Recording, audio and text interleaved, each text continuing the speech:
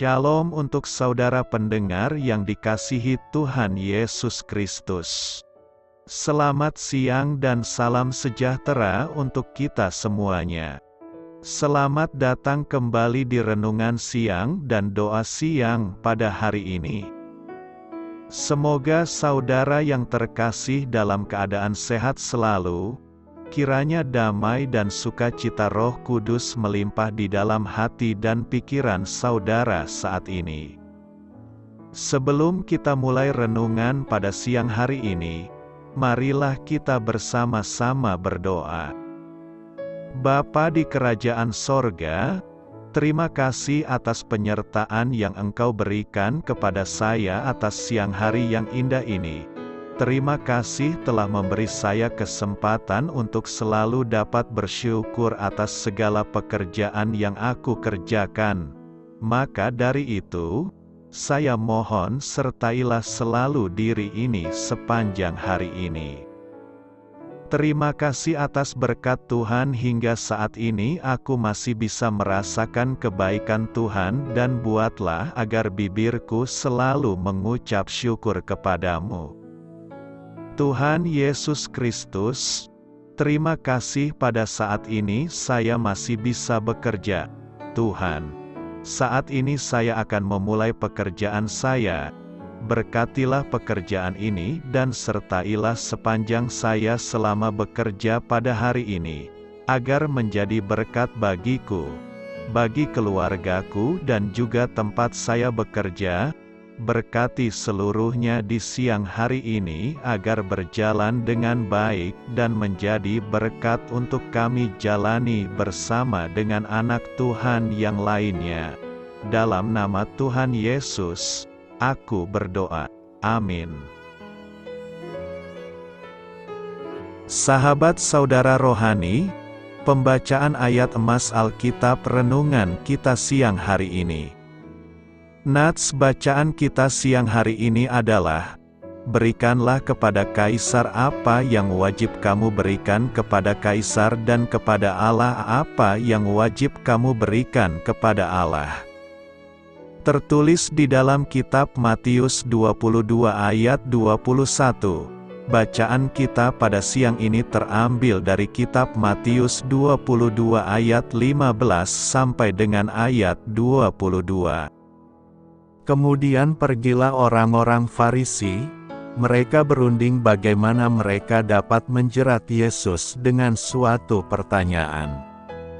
Mereka menyuruh murid-murid mereka bersama-sama orang-orang Herodian bertanya kepadanya, "Guru, kami tahu, Engkau adalah seorang yang jujur dan dengan jujur mengajar jalan Allah dan Engkau tidak takut kepada siapapun juga, sebab Engkau tidak mencari muka. Katakanlah kepada kami pendapatmu, apakah diperbolehkan membayar pajak kepada Kaisar atau tidak?" Tetapi Yesus mengetahui kejahatan hati mereka itu lalu berkata, "Mengapa kamu mencobai aku? Hai orang-orang munafik, tunjukkanlah kepadaku mata uang untuk pajak itu." Mereka membawa suatu dinar kepadanya. Maka ia bertanya kepada mereka, "Gambar dan tulisan siapakah ini?" Jawab mereka, "Gambar dan tulisan Kaisar." Lalu kata Yesus kepada mereka, "Berikanlah kepada Kaisar apa yang wajib kamu berikan kepada Kaisar dan kepada Allah apa yang wajib kamu berikan kepada Allah." Mendengar itu heranlah mereka dan meninggalkan Yesus lalu pergi. Ayat di atas terambil dari kitab Matius 22 ayat 15 sampai dengan ayat 22. Mari kita mulai renungan siang kita. Judul renungan kita hari ini adalah Dua Kerajaan. Kata bijak Alkitab hari ini adalah, pemerintah memiliki otoritas tetapi Allah memegang otoritas tertinggi. Cerita renungan siang kita hari ini adalah, dalam sebuah tulisan di USA Today, Rick Hampson menulis, "Tidak seperti dahulu, kehidupan agama kaum muda sekarang tidak membuat mereka peduli pada kehidupan bernegara. Mereka bahkan menganggap pemilihan umum sebagai tindakan yang tak masuk akal. Berikut adalah kutipan kata-kata dari seorang sarjana, "Saya tak peduli mengapa saya tidak peduli. Saya heran bahwa sebagai pengikut Yesus, kita terkadang juga memandang tanggung jawab bernegara kita dengan cara seperti itu." Pandangan Yesus dalam Matius 22 membantu para pengikutnya untuk berpikir jernih mengenai kewajiban bernegara mereka di dunia. Bangsa Yahudi diwajibkan membayar pajak kepada pemerintah Romawi. Mereka benci membayar pajak karena uang tersebut langsung masuk ke perbendaharaan kaisar. Sebagian pajak ini digunakan untuk menyokong pembangunan kuil-kuil berhala dan gaya hidup para bangsawan Romawi yang mengalami kemerosotan moral. Mereka mungkin juga mempertanyakan apakah mereka memiliki tanggung jawab bernegara kepada kaisar. Namun, Yesus mengingatkan bahwa mereka memiliki dua kewarganegaraan. Mereka hidup di dunia yang memiliki dua kerajaan, yaitu kerajaan kaisar merupakan otoritas yang bersifat manusiawi dan kerajaan Allah merupakan otoritas yang bersifat ilahi. Mereka bertanggung jawab terhadap keduanya, tetapi mereka punya tanggung jawab lebih kepada Allah dan kerajaannya. Kisah Para Rasul 5 ayat 28 dan ayat 29. Sebagai pengikut Kristus, kita diperintahkan untuk bekerja sama dengan penguasa kita, tetapi kita dipanggil untuk menunjukkan ketaatan dan komitmen utama kepada Allah. Apa kata Alkitab tentang membayar pajak di dalam Matius 22 ayat 17-21? Para kaum Farisi bertanya pada Yesus, "Katakanlah kepada kami pendapatmu, apakah diperbolehkan membayar pajak kepada kaisar atau tidak?" Tetapi Yesus mengetahui kejahatan hati mereka itu lalu berkata, "Mengapa kamu mencobai aku, hai orang-orang munafik? Tunjukkanlah kepadaku mata uang untuk pajak itu." Mereka membawa suatu dinar kepadanya, maka ia bertanya kepada mereka, "Gambar dan tulisan siapakah ini?" Jawab mereka, "Gambar dan tulisan kaisar." Lalu kata Yesus kepada mereka, "Berikanlah kepada kaisar apa yang wajib kamu berikan kepada kaisar dan kepada Allah apa yang wajib kamu berikan kepada Allah." Selaras dengan itu, Rasul Paulus mengajar, "Itulah juga sebabnya maka kamu membayar pajak." Karena mereka yang mengurus hal itu adalah pelayan-pelayan Allah. Bayarlah kepada semua orang apa yang harus kamu bayar, pajak kepada orang yang berhak menerima pajak, cukai kepada orang yang berhak menerima cukai, rasa takut kepada orang yang berhak menerima rasa takut dan hormat kepada orang yang berhak menerima hormat. Sepertinya ada berbagai macam jenis pajak yang harus dibayar penduduk maupun peserta ekonomi lokal dan global. Pajak tidak pernah menjadi hal yang populer, dan seringkali pejabat negara yang berkuasa memungut pajak dianggap jijik, tanpa mempedulikan jika mereka korup atau tidak. Ini bukanlah hal yang baru. Pada zaman Alkitab pun, pemungut pajak dipandang rendah. Meskipun kita membenci perpajakan, karena sistem seringkali dinodai oleh korupsi dan ketidakadilan, dan kita yakin bahwa uang kita lebih baik digunakan untuk keperluan lainnya. Alkitab memerintah kita untuk membayar pajak. Roma 13 ayat 1-7 menjelaskan bahwa kita harus tunduk kepada pemerintah. Satu-satunya pengecualian di mana kita boleh melanggar pemerintah adalah ketika kita diminta untuk melakukan sesuatu yang dilarang oleh Alkitab. Alkitab tidak melarang pembayaran pajak. Sebaliknya, Alkitab mendorong kita untuk membayar pajak. Oleh karena itu, kita harus tunduk kepada Allah dan kepada firman-Nya dan melunasi pajak kita. Secara garis besar, pajak dimaksudkan untuk memampukan pemerintah mengelola keperluan sebuah masyarakat. Tergantung pada prioritas pemerintah, perolehan pajak tidak selalu dipergunakan dengan baik.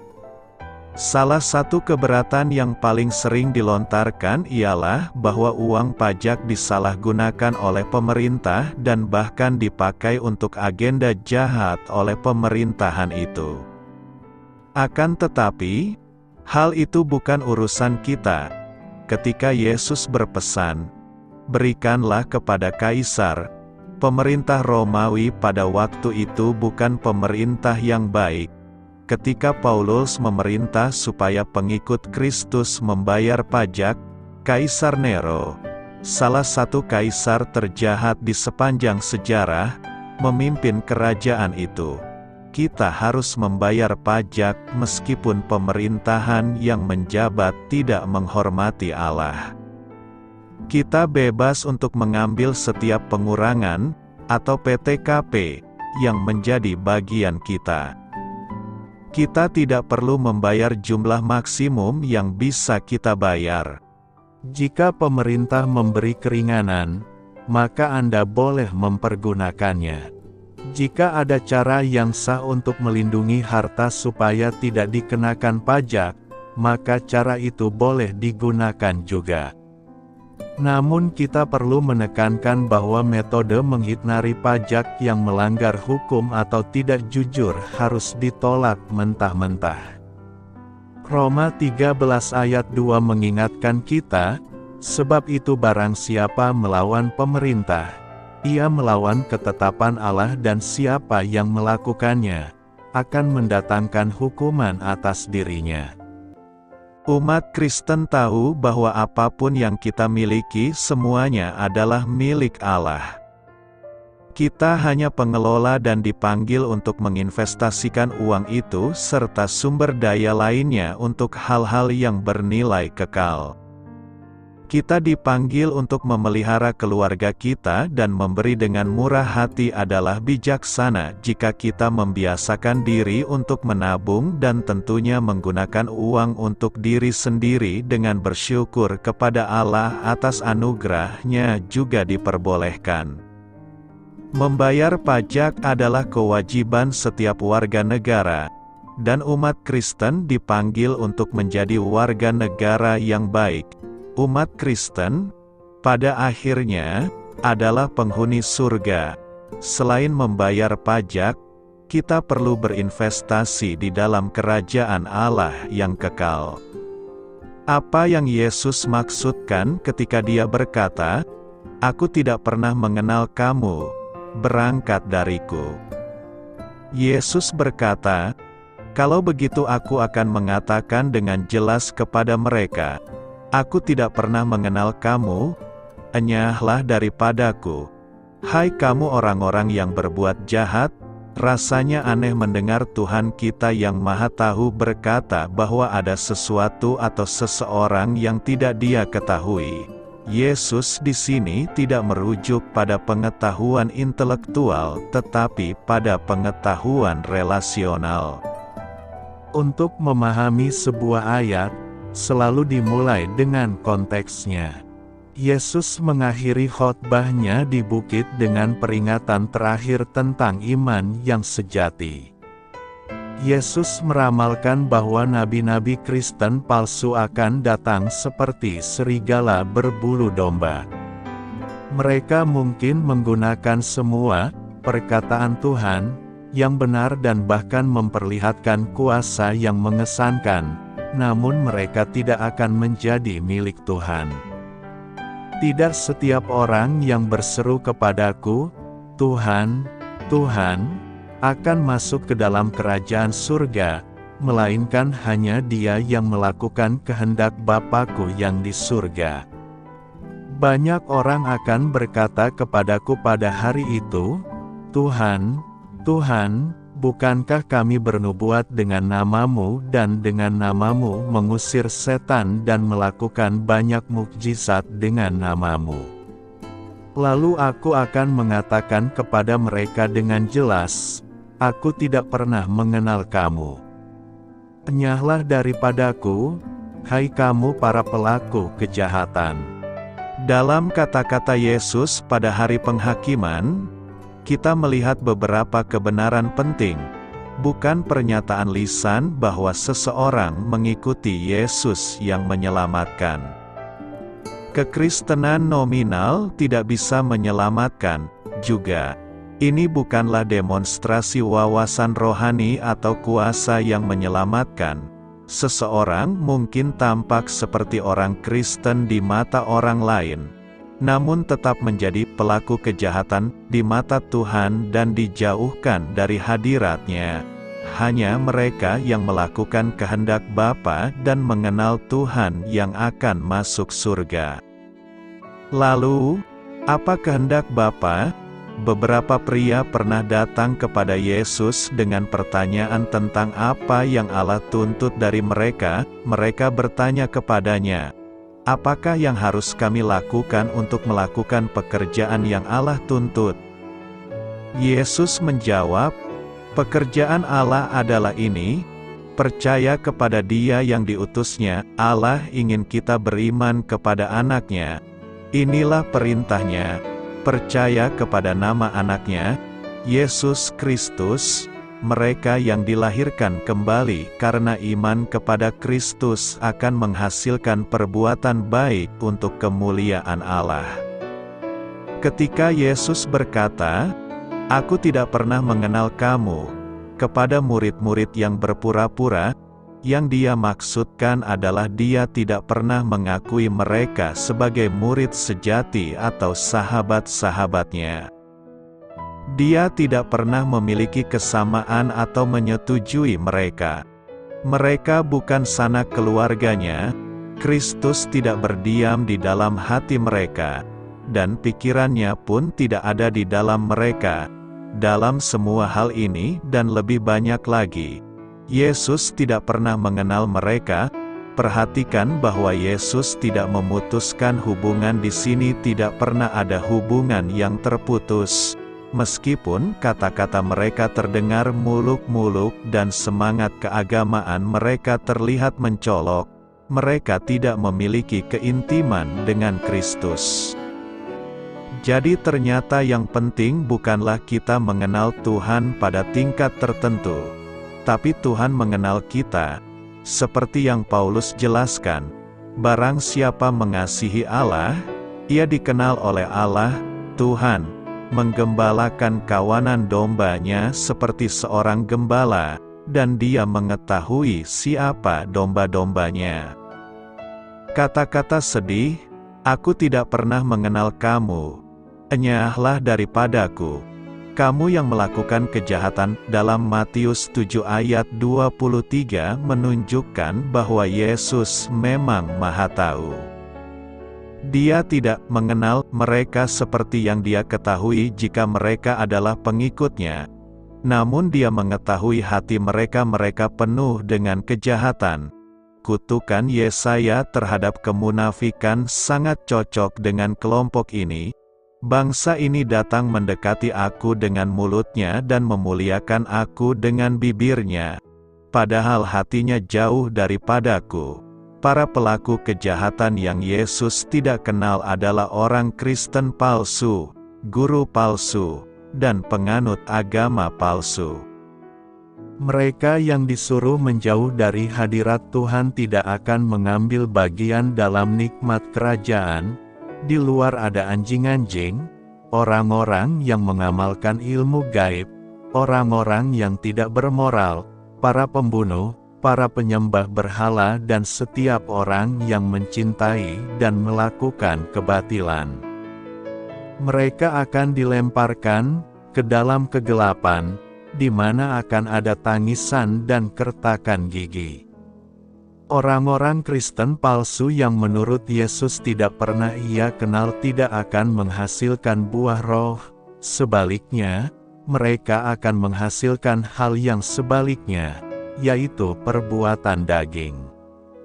Yesus memperingatkan bahwa suatu hari Dia akan memberitahu sekelompok praktisi agama, "Aku tidak pernah mengenal kamu." Tuhan tidak senang mengirim manusia ke neraka. Namun mereka yang disuruh pergi telah menolak tujuan dan rencana kekal Allah bagi hidup mereka. Mereka telah menolak terang Injil, dan memilih kegelapan, karena perbuatan mereka jahat.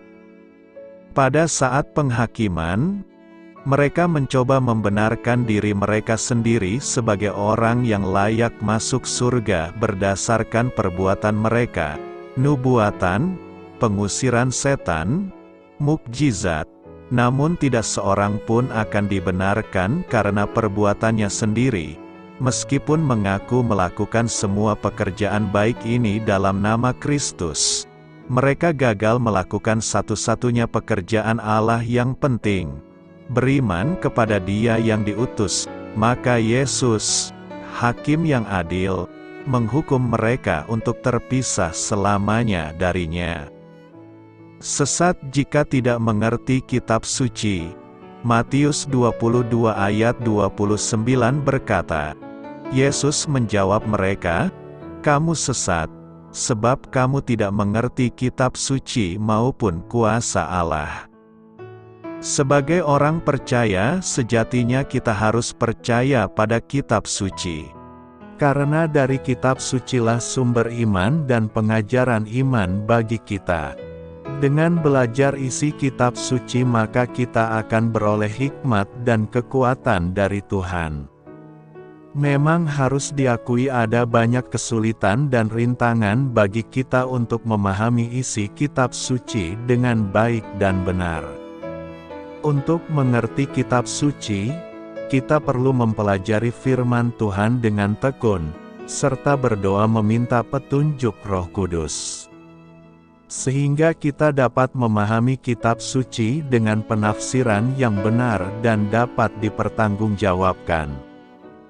Jika kita tidak mau belajar dengan tekun dan baik akan isi kitab suci, maka dengan mudah kita bisa disesatkan.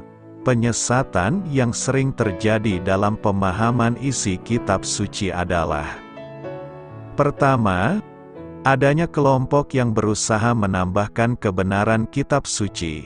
Padahal dalam kitab suci sudah dikatakan, jangan menambahi firman-Nya, supaya engkau tidak ditegurnya dan dianggap pendusta.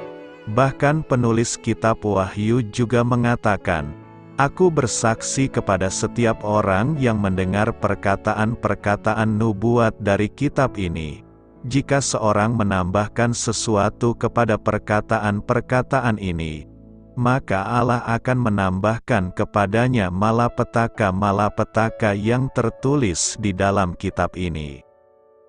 Kedua, adanya kelompok yang berusaha mengurangi kebenaran kitab suci.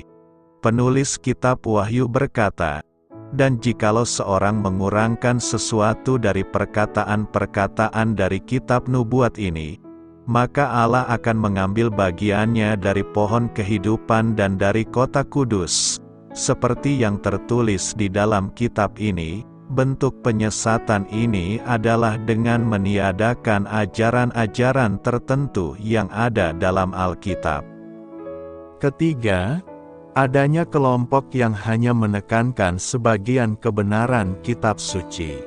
Penulis Yakobus berkata, "Sebab barang siapa menuruti seluruh hukum itu, tetapi mengabaikan satu bagian daripadanya, ia bersalah terhadap seluruhnya."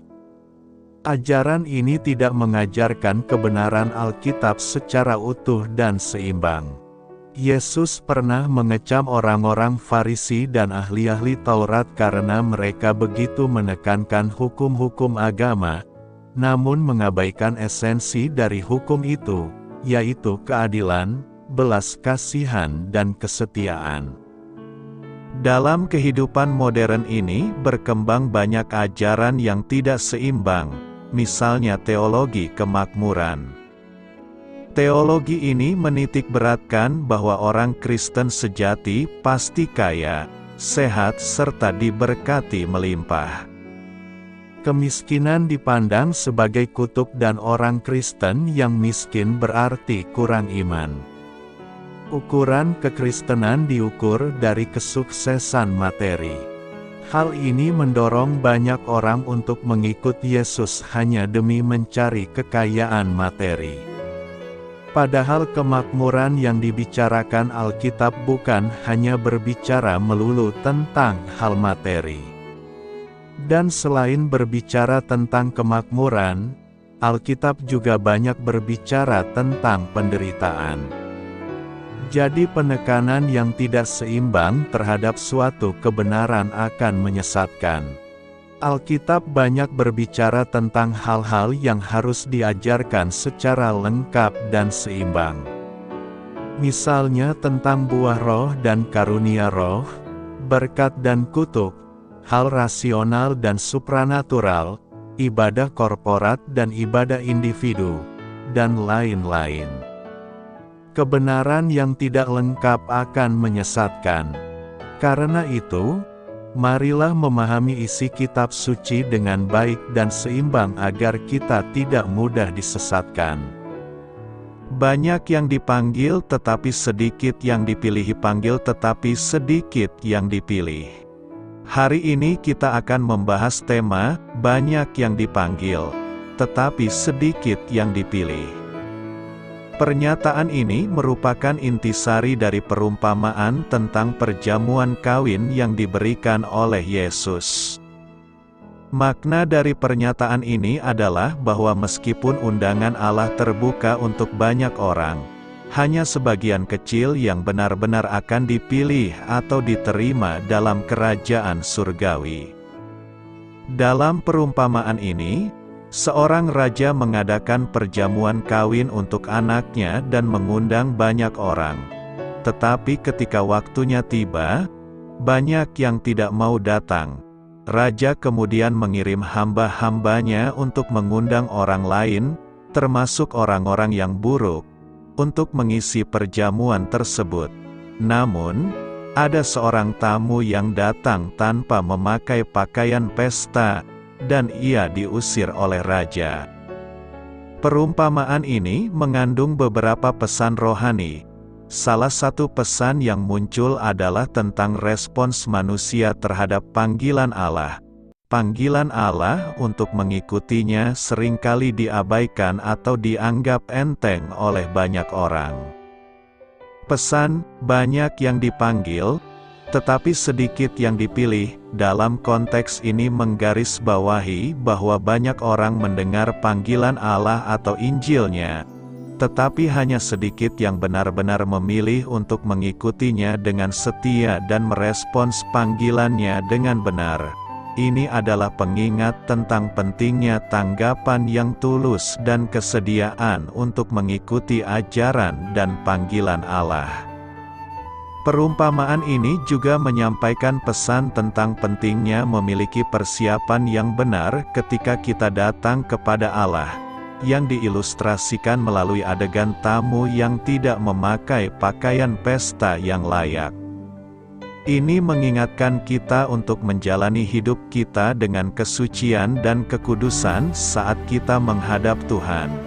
Jadi, penulis kitab Matius menggunakan perumpamaan ini untuk menggambarkan respons beragam manusia terhadap panggilan Allah dan untuk menekankan pentingnya tanggapan yang benar dan persiapan yang benar dalam mengikutinya.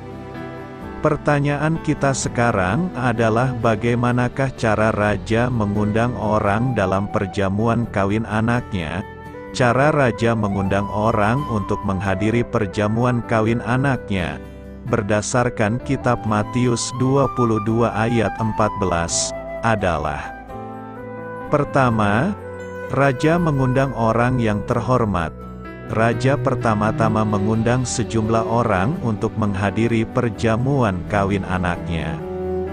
Ini adalah undangan pertama yang diberikan kepada sekelompok orang yang telah diidentifikasi sebagai tamu undangan terhormat. Dalam konteks perumpamaan ini, para undangan awal yang menolak pergi ke perjamuan kawin melambangkan para pemimpin agama Yahudi yang menolak pesan Yesus dan kerajaan surgawi yang Dia bawa.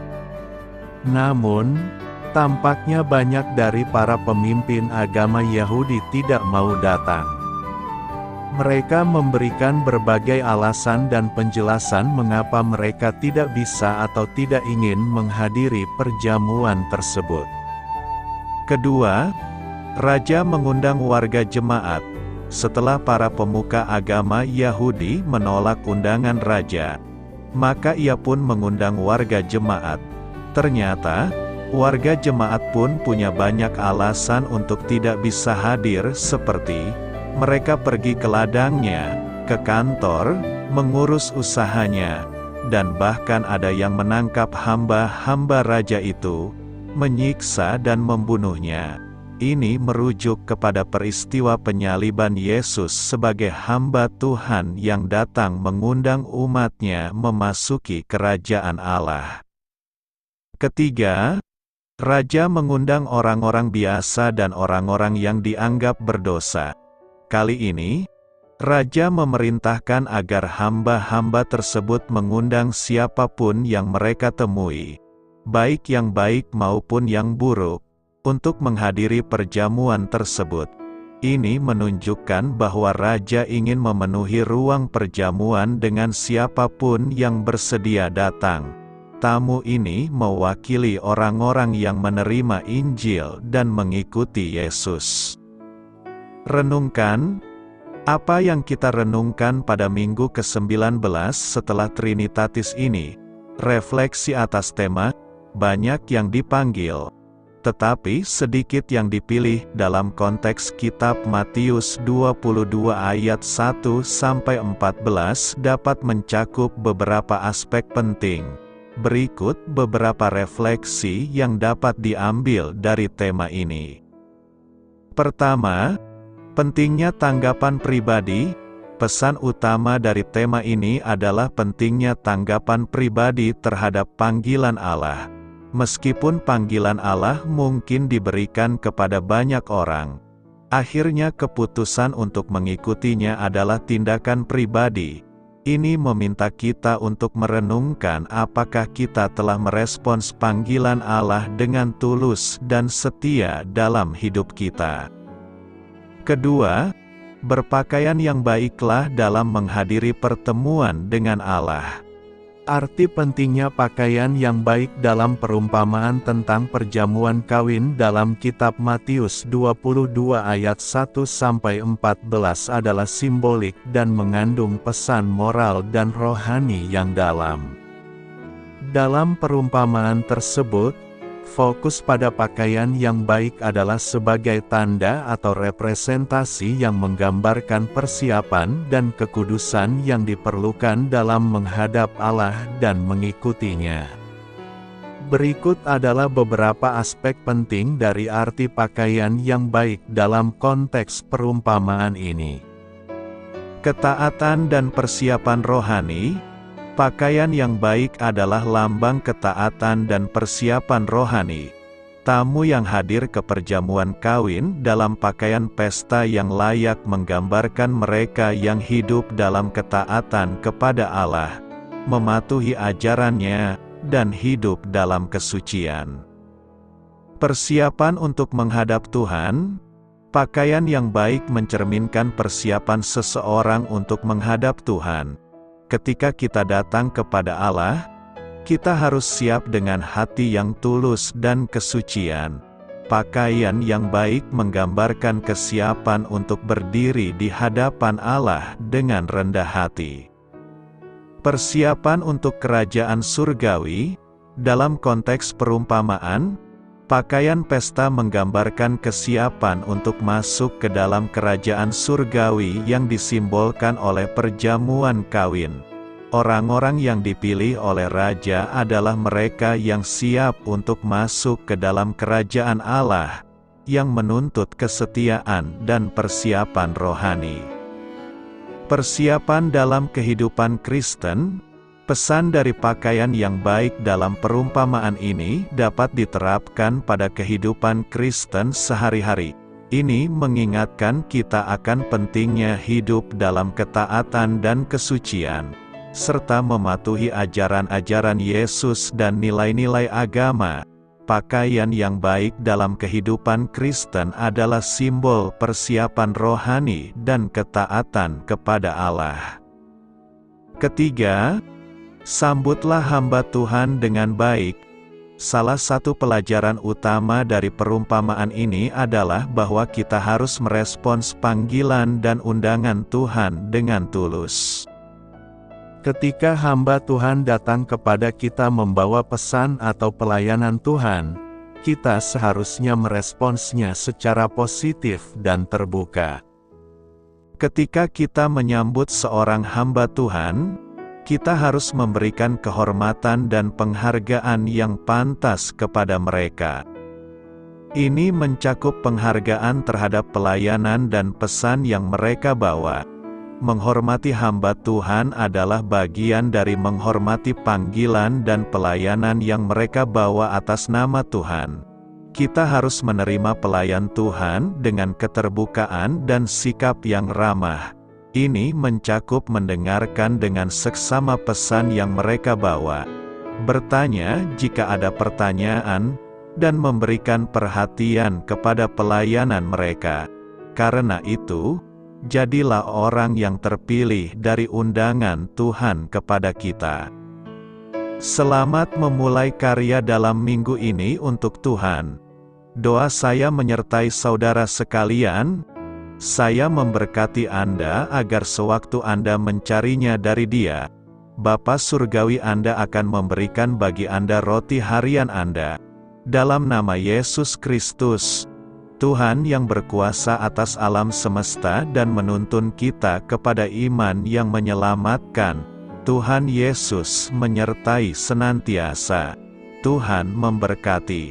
Amin.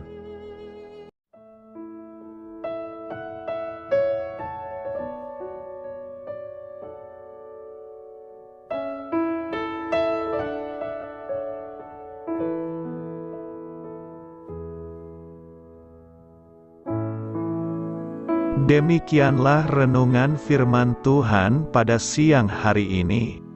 Semoga menjadi kekuatan di dalam hidup kita dan menjadikan kita pribadi yang lebih sukses. Sebelum kita memulai aktivitas hari ini, marilah kita berdoa. Bapa kami yang ada di sorga, terima kasih atas kasih dan kebaikan Tuhan yang begitu besar buat kami. Tuntunlah perbuatanku agar di sepanjang hari ini saya bisa bekerja sebaik-baiknya, tidak pernah jemu menolong sesama, selalu ramah dan tahu terima kasih, menghayati iman dan mengamalkannya dengan sekuat tenagaku. Semua ini saya sampaikan kepadamu, dengan pengantaraan Kristus, Tuhan kami. Allah, Bapa kami bersyukur kepadamu, bahwa dengan bekerja kami boleh ambil bagian di dalam karya-Mu mensejahterakan dan membahagiakan umat manusia. Kami mohon bimbingan-Mu dalam melaksanakan pekerjaan kami hari ini. Bimbinglah kami agar sanggup bekerja dengan semangat kasih, dengan riang, rajin dan jujur. Terima kasih, Tuhan. Amin. Dalam nama Tuhan Yesus Kristus Tuhan dan Juru Selamat kami, Bapa kami yang baik, kami mengucap syukur dan berdoa. Amin. Biarlah firman Tuhan menjadi pengingat untuk kita semua, bahwa tuntunan dari Roh Kudus akan selalu memberi jalan keluar bagi setiap permasalahan hidup kita, dan memberi kedamaian di hati kita. Amin. Sampai jumpa di renungan siang saudara rohani berikutnya. Shalom.